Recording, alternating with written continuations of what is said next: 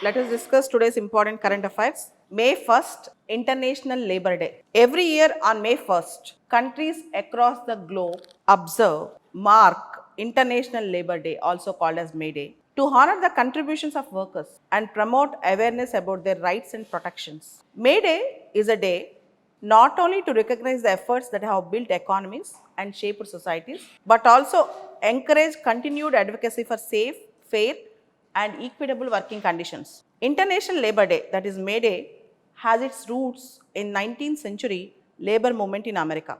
The date was chosen to commemorate the nationwide strike that began on May 1st, 1886, as workers demanded an 8-hour workday. So, 8-hour workday. Earlier, 100 years back, if a worker goes to factory inside the factory at 7 o'clock in the morning, he'll come out at 8 o'clock in the evening. So almost 12-13 hours they used to work. And this movement, which was launched for 8-hour workday on May 1st, 1886, culminated in the tragic Haymarket affair in Chicago, where a peaceful protest turned violent following a bomb blast, resulting in the death of 7 police officers and at least 4 civilians. This incident became a turning point in the labor rights movements, symbolizing the sacrifices made by the workers in pursuit of dignity and justice in the workplace. In the pursuit of dignity and justice in the workplace. So, May Day is very, very important throughout the world. We observe and we celebrate, we mark the May Day. May 1st is also Maharashtra and Gujarat Day. Maharashtra and Gujarat mark this occasion as Maharashtra Day and Gujarat Day respectively to honor the founding of their states, giving it particular significance for them. This day, which honors the rich traditions and heritage of these regions, is extremely important to the local population, who use it to commemorate the distinct histories, cultural identities, and national contributions. The day is called Gujarat Gaurav Din or Gujarat Sthapana Divas in Gujarat and Maharashtra Divas or Maharashtra Din in Maharashtra. So, May 1st is significant for both Gujarat and Maharashtra. It is also equally important. Next important news. So, good news for all the people and political parties who are fighting for caste census in India. Government yesterday, that is IT Minister Ashwini Vaishnaw said, Cabinet Committee on Political Affairs have decided to conduct the next census along with the caste data. So, caste enumeration to be included in the upcoming census, says the government. So, there are few things which you need to observe.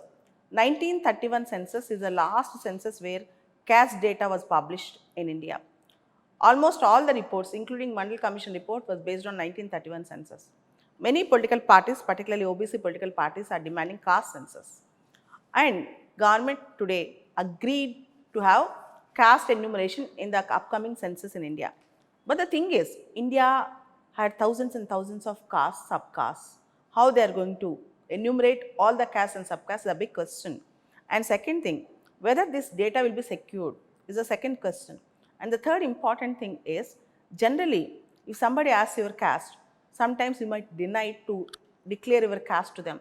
Census, the declaration to the census data means we are expected to give all our data to the census enumerators. Whether we can deny, is it a voluntary option or compulsory option with respect to our caste data is not yet come out.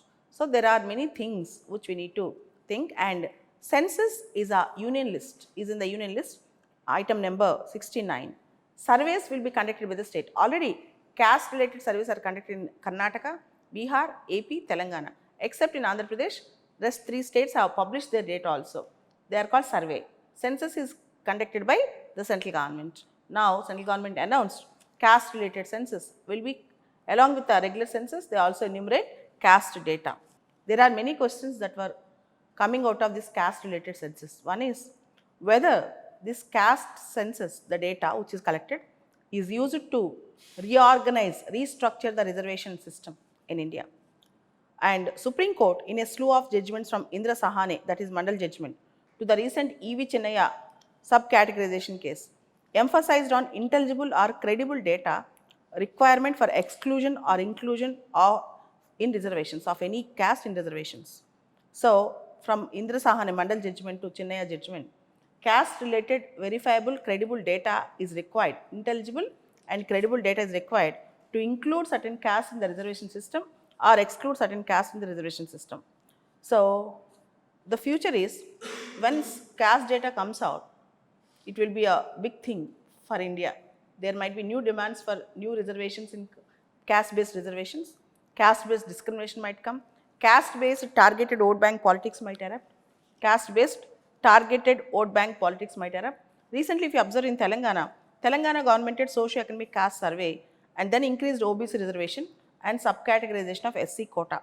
Karnataka government, despite of doing survey, did not publish, fearing backlash of from Vakalingas plus and also Lingayats. Vakalingas and Lingayats.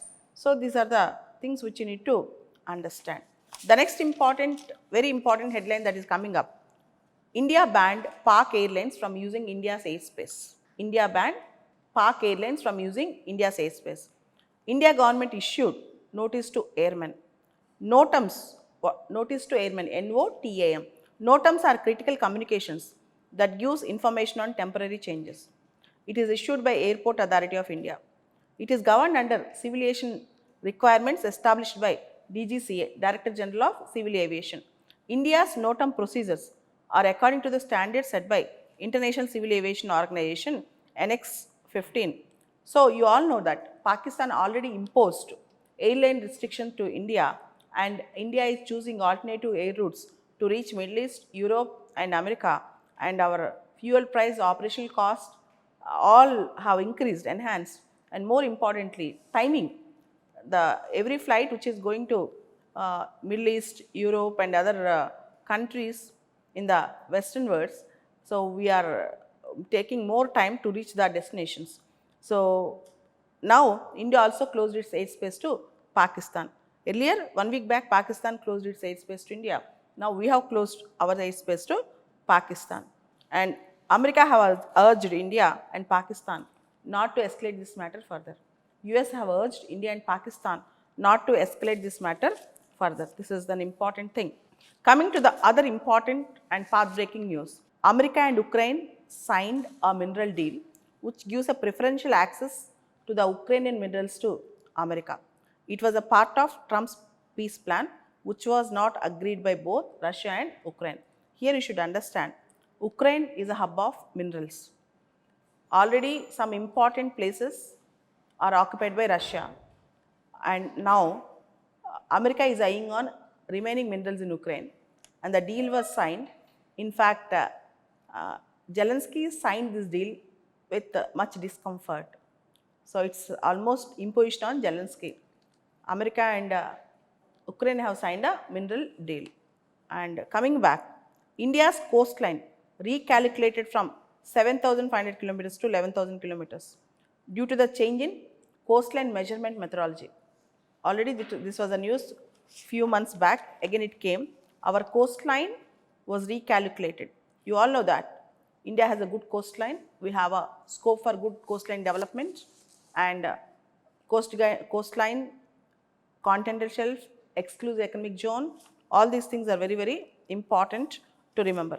Coming back, the other important news, red-crowned roofed turtle returns to Ganga after 30 years. In a landmark achievement for biodiversity conservation, the endangered red-crowned roofed turtle has made a triumphant return to Ganga river after 3 decades of absence. This remarkable feat, driven by Namami Ganga mission, signals a new era of hope for the restoration of Ganga's ecosystem and its rich biodiversity.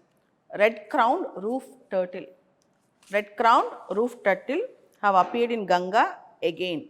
So, red-crowned roofed turtles are very, very important for ecosystem also. So, you are expected to read about turtle conservation programs. Even you should also read about olive-ridley turtles, they are in news. You should also read about olive-ridley turtles, they are in news. So, the Reserve Bank of India recently announced that it will purchase government securities worth 1.25 lakh crores through open market operations in May to support banking system liquidity. The RBI will conduct the bond purchase in 4 tranches, starting with Rs 50,000 crore auction on May 6th. 3 more auctions, each worth 25,000 crore, are scheduled for May 9th, May 15th and May 19th, according to the auction calendar released by Central Bank. The RBI began these open market operation purchases in late January to address tightening liquidity conditions, which it turned into a deficit in the 4th quarter of fiscal 2025. due to increased currency in circulation and foreign exchange operations. Iran, UK, France, Germany to hold nuclear talks on Friday. Iran will hold nuclear talks in Rome on Friday with Britain, France, and Germany. And the meeting will precede a fourth round of nuclear talks this weekend between Iran and America. As you all know, after Donald Trump coming into power, Donald Trump wanted to conduct talks with Iran, wanted to bring Iran to the terms, and now Iran and America, the talks are being hosted in Oman. Next important news, government revamps National Security Advisory Board. The Union government have reconstituted the National Security Advisory Board, appointing former Research and Analysis Wing Chief Alok Joshi as the head of National Security Advisory Board. The board now comprises 7 members, including senior retired officials from Armed Forces, Indian Police Force, Indian Foreign Service. So this is very important. The National Security Advisory Board basically was established in 1998 by the government of the then Prime Minister Atal Bihari Vajpayee following a nuclear test by India and Pakistan. It is the apex National Security Management Board in India. It advises the government with respect to national security. Now, the National Security Advisory Board was completely revamped. Prior to the formation of NSC, earlier it is called NSC, the security related functions are carried out by Principal Secretary to the Prime Minister. Now, National Security Advisory Board also have National Security Council Secretariat, NSCS. It also have a secretariat, National Security Council Secretariat. The next important news, Sacred Buddha relic from Saranath to be exhibited in Vietnam for UN Vesak Day 2025. In a historic first, the Sacred Buddha relic from Saranath, India will travel to Vietnam for a special exposition during the UN Day of Vesak 2025. Organized by Ministry of Culture, Government of India in collaboration with International Buddhist Confederation. The event underscores the deep cultural and spiritual ties between India and Vietnam. So we have deep cultural and spiritual ties. A sacred Buddhist relic from Saranath is being exhibited in Vietnam for UN Vesak Day 2025. So it shows how strong our cultural and spiritual ties are. Justice B.R. Gawai appointed as new Chief Justice of India. The central government cleared the appointment of Supreme Court Judge Justice B.R. Gawai as the next CJI. In the exercise of powers conferred under Clause 2 of Article 124 of the Constitution of India, the President is pleased to appoint Justice B.R. Gawai, Judge of the Supreme Court, to be the Chief Justice of India with effect from 14th May 2025.